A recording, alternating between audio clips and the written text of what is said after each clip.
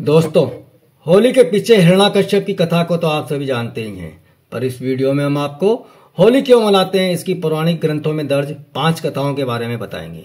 पहली कथा के अनुसार आप सब जानते हैं कि भगवान कृष्ण का रंग सांवला था और राधा जी बहुत गोरी थी। इसलिए श्री कृष्ण इस बात के लिए यशोदा मैया से शिकायत करते रहते थे।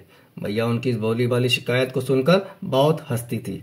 एक बार मैया ने कान्हा से कहा, तुम जिस रंग में राधा को देखना चाहते हो वही रंग उसके चेहरे पर लगा दो। नटखट कन्हैया को माता की बात बहुत पसंद आई और उन्होंने ग्वालों के साथ मिलकर कई तरह के रंग तैयार किए और बरसाना पहुंचकर राधा और उसकी सखियों को जमकर रंग लगाया। नटखट कान्हा की शरारत को पूरे ब्रजवासियों ने खूब आनंद लिया और माना जाता है कि तभी से उस दिन से होलिका दहन के बाद रंगों की होली खेलने का चलन शुरू हुआ।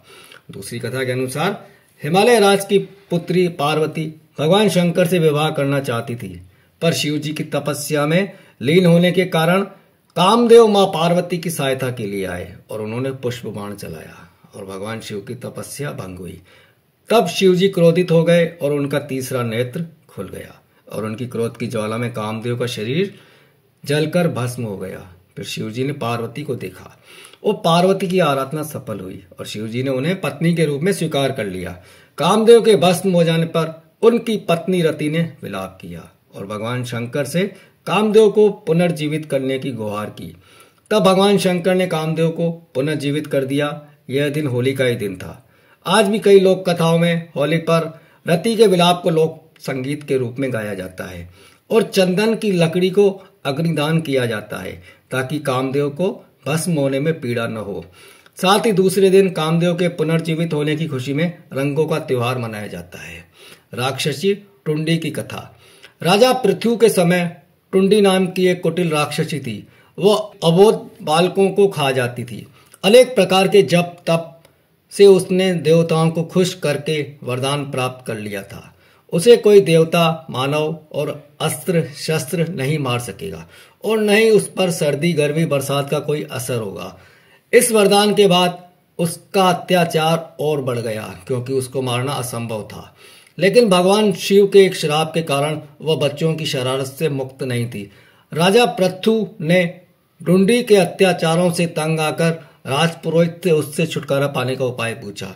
तो पुरोहित ने कहा, यदि फागुन मास की पूर्णिमा के दिन जब न अधिक सर्दी हो न गर्मी हो, सब बच्चे एक एक लकड़ी लेकर घर से निकलें, उसे एक जगह पर रखें और उस पर घास फूस रखकर जला दें और ऊंचे स्वर में मंत्र पढ़ें और अग्नि की परिक्रमा करें और जोर जोर से हंसें, गाएं, शोर करें तो राक्षसी मर जाएगी। पुरोहित की सलाह पर ऐसा ही किया गया और जब टुंडी इतने सारे बच्चों को देखकर अग्नि के समीप आई तो बच्चों ने एक समूह बनाकर ढोल नगाड़े बजाते हुए टुंडी को घेरा और धूल कीचड़ फेंकते हुए शोरगुल करते हुए टुंडी को नगर के बाहर खदेड़ दिया।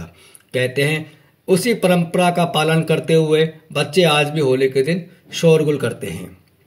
कंस और पूतना की कथा।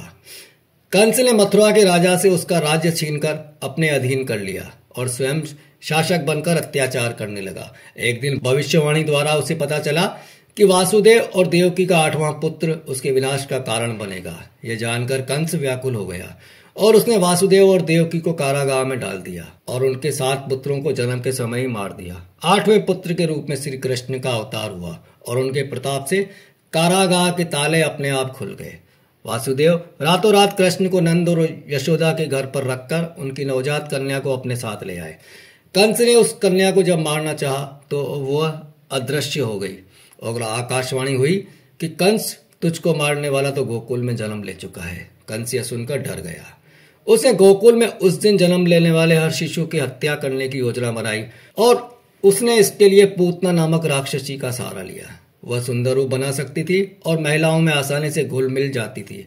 उसका काम स्तनपान के बहाने शिशु को विषपान कराना था। अनेक शिशु उसका शिकार हुए, लेकिन श्री कृष्ण उसकी सच्चाई को समझ गए और उन्होंने पूतना का वध कर दिया।